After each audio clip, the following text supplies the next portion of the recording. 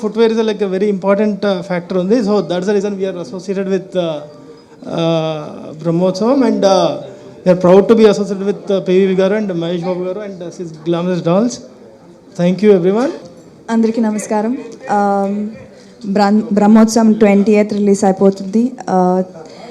చాలా ఎక్సైటింగ్గా ఉంది. ఒక చాలా పెద్ద సినిమా ఇది, ఒక ఉత్సవం.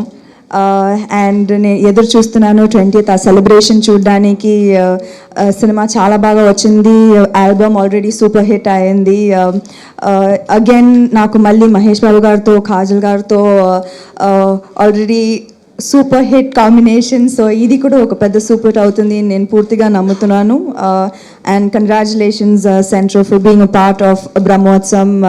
And all of you enjoy the film in theatres near you on the 20th.